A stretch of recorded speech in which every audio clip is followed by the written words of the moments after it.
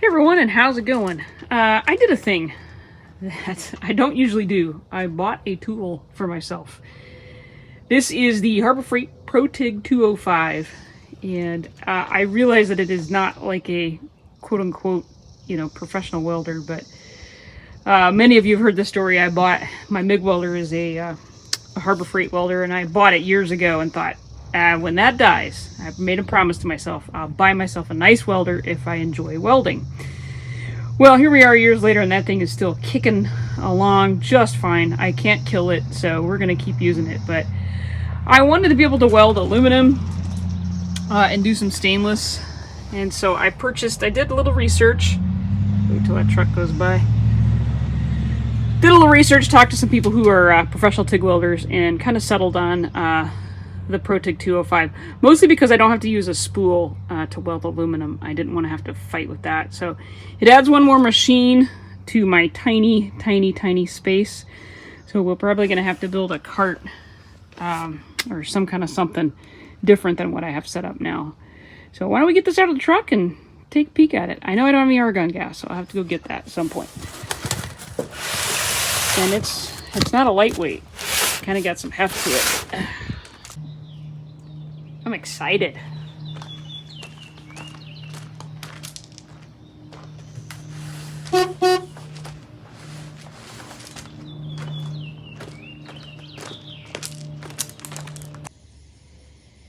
In all the mess of everything else that's going on, I decided I could not work in the shop anymore the way it was. So I decided to do a shop reset. This is after I've worked on it for 4 days.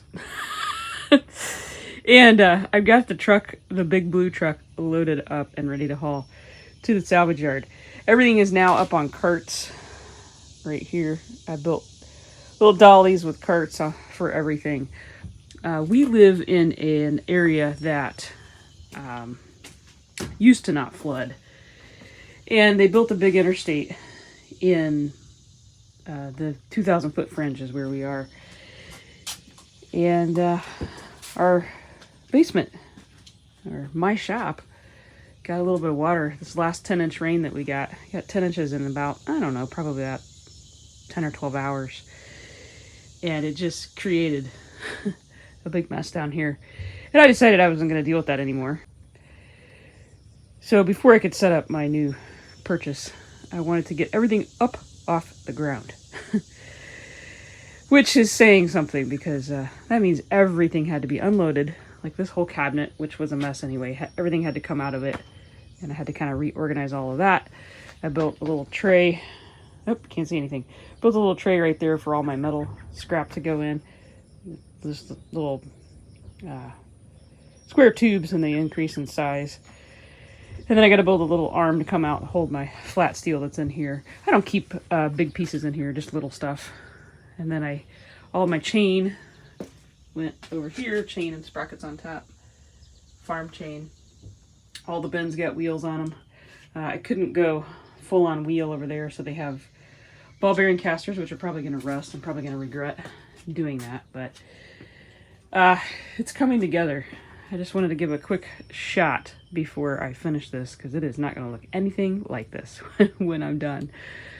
But I've been at it about 5 days now total. And it's kind of overwhelming to believe I packed all of that into this tiny, tiny little space. And what you're not seeing are the small little things I've had to do. Like this cabinet had to get lifted in order for things now to fit under it, because I moved the red tool cabinet over here. And it's right on the garage door track. I can't move it over anymore because this guy and the bracket that hangs the garage door had to get cut. I mean, it's just a mess. I got to redo all this wiring over here. I had to take all the spray paint out, put all the spray paint back. I had to move this one up. That garage door arm had to get trimmed off. Right here, this lift arm. Because when I raised this cabinet enough to put wheels under it, that hits now. So when it comes over and comes down, it hit the cabinet. So we had to tweak and modify the lift arm. It does work fine now. But yeah, This is the mess I'm working in. It just reached a point where I couldn't work in it anymore. I've cut deep on this purge too. There are things in the truck that I know I'm going to be like, I wish I hadn't got rid of that. But it's getting hauled off this week, probably today. And we're going to get this finished up because we need to get that guy set up on his cart. Just want to mention real quick, I got shipped a product to test it out. Super clean. I got a couple of different ones. I got a spray bottle, the aerosol. I will say I've been using it for a couple months now, and the foaming one is the one I like the best. And I just cleaned the shop cabinets. I'll put a before and after here. They kind of get like a, it's not just dust. You can't just blow it off with the hose. It's like a waxy grime that just happens. And these cabinets aren't actually true white. They're kind of an off-white color. But I couldn't get any of that off of there with just a regular soap and water or wet wipe or anything. So I hit them with that super clean with the, you can see that one on the side really came out nice. I hit them with the, with this stuff, with the foaming one. And I've just wiped the countertop down. I haven't done a great job. Just used some wet wipes and kind of wiped it down.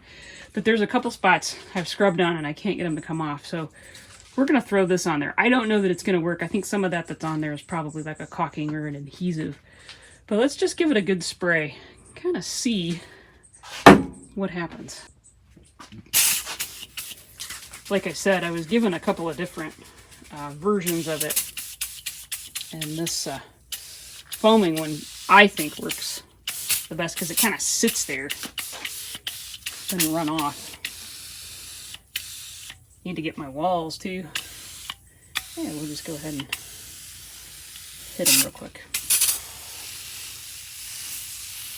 Alright, let that sit for a few minutes and I'll bring it back. Well, the video is not doing it justice. Obviously, without super clean, with super clean. It's not perfect because it's a textured wall. It has that Kills paint on it. But you can see how it just, it gets like a, I don't know how to explain it. It's like a,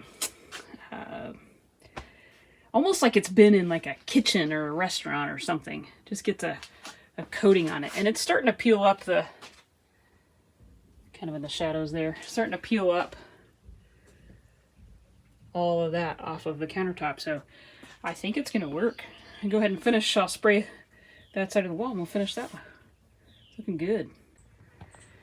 So that stuff made a huge difference. I'd tried a couple of other things and it just wouldn't cut it. And it, you know, it did not restore the burn marks as predicted. But I now have a clean countertop to work on. I haven't seen that in a while. Awesome. We got to make some pickle parts coming up, and I'm thinking about building a bench, like a table. What am I trying to say? Metal brake is what I'm going to build. I need to super clean this cabinet down here too, but I wanted to get this kind of cleaned up so we could do that and build that on here. And I want to be able to use my table. I don't want it to take up my whole table. But I've got, I don't know how long this is. I've got plenty of room to do a 4-foot here, I'm sure. Yeah. So I've got, I could do 5-foot, a 5-foot break. And this table isn't like super sturdy as far as the sag in the middle.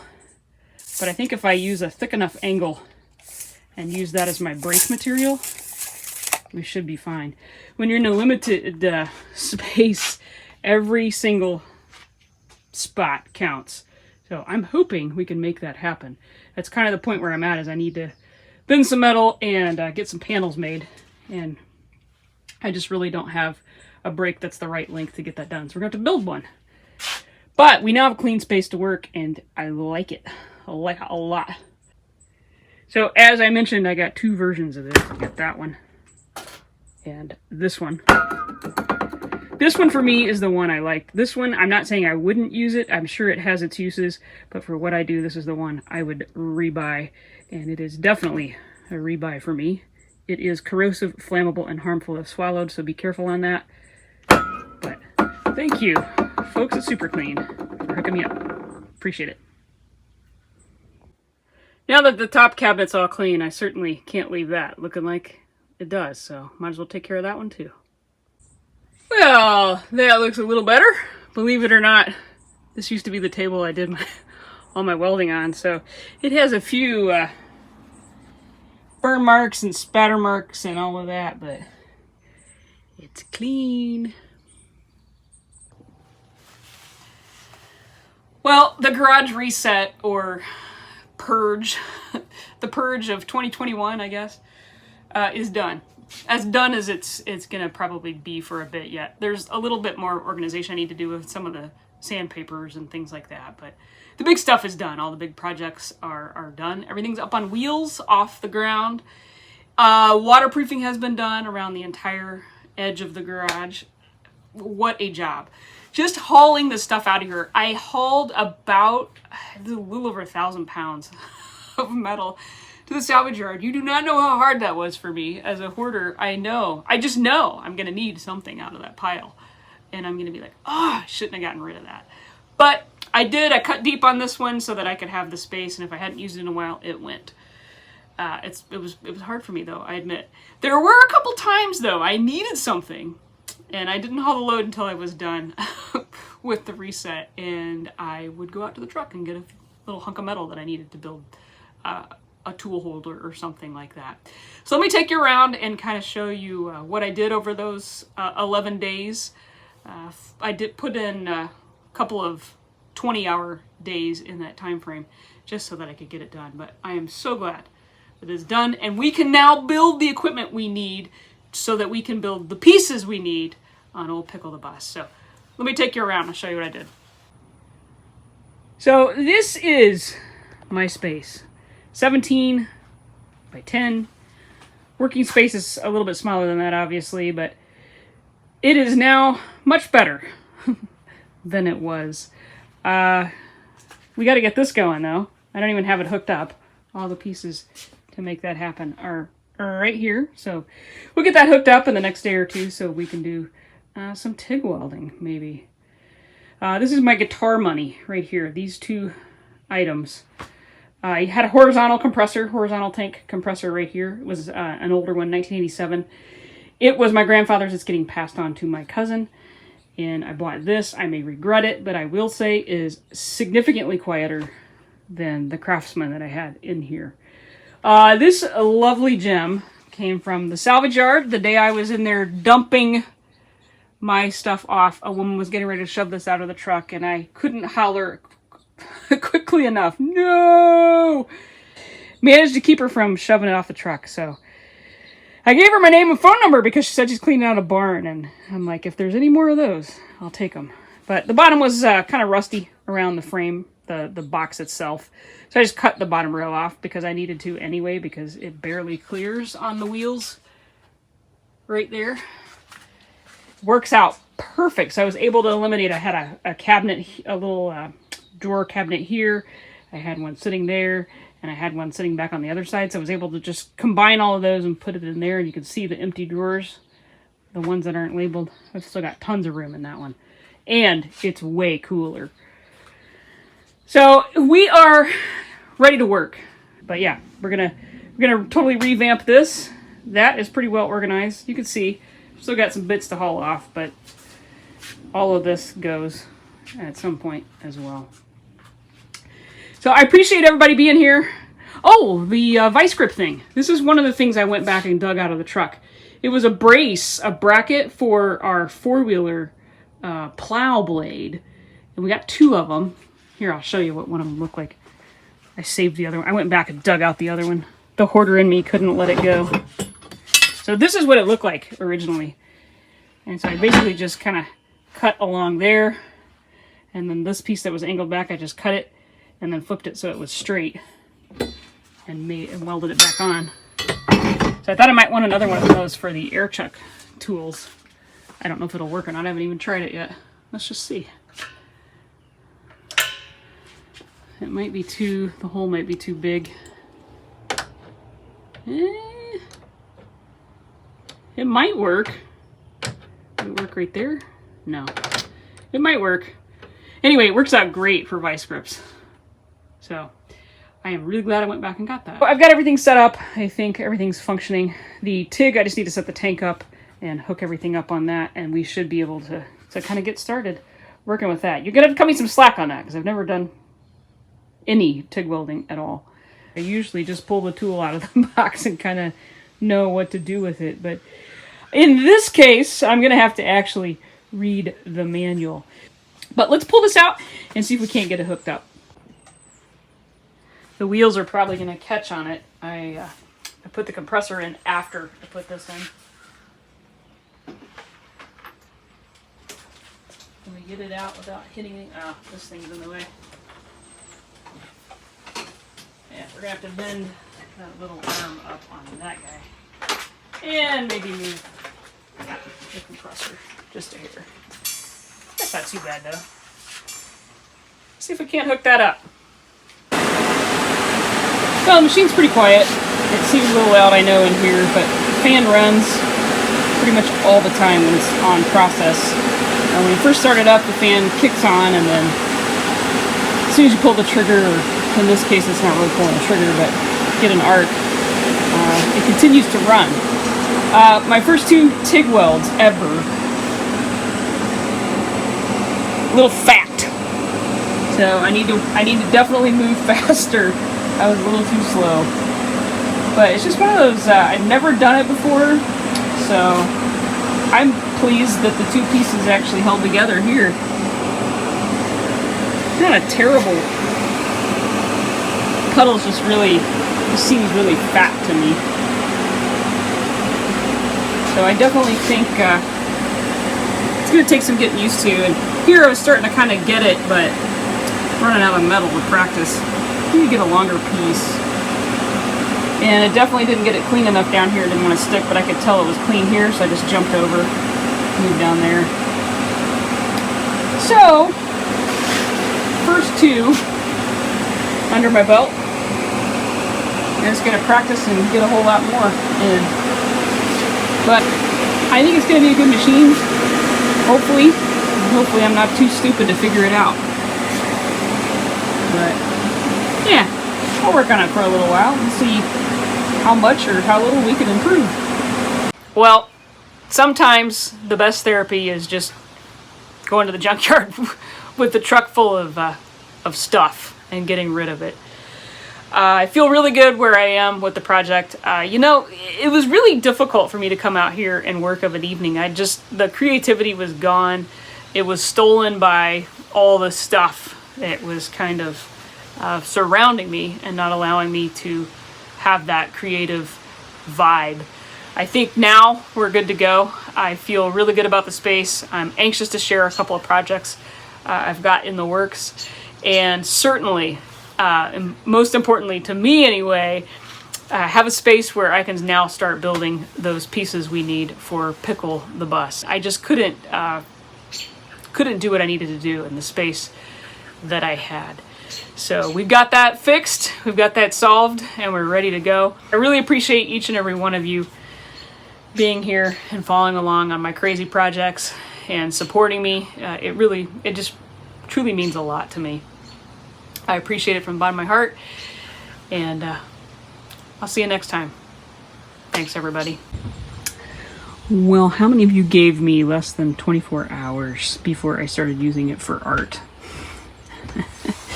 I was talking to a friend of mine and he says, you know, you can just fuse stainless. What? Do share. So I went in and sure enough, you can. So all of these welds on this bird are just fused. No rod was used at all. And I just drilled a hole in an end of a piece of silverware for his eyeball. So we've got a Roadrunner / Kingfisher creation. Not sure what it is. I gotta get better. It's not perfect. Got a little bobble right there, but oh my gosh, is it fun. I can tell you right now, we're gonna be reaching for the TIG a lot more for the art stuff. It's just so clean. And you can get really nice blues and purples and different colors if you play around with it a little bit. So we'll be messing around with that a lot. And then this little guy over here, that same friend says to me, you can fuse copper into there too. What? So this bird here doesn't have quite the shape that it needs, but I did fuse copper legs in, and then it's made out of grapefruit spoons, so it's kind of got that feather look to the back side of the head. How fun is that? Alright, I'm done now. I kind of want to just be out here all the time, the wee hours of the morning, playing around. Look out, creativity's back. And it's even kind of starting to look like it belongs here. Just saying. Breaking it in.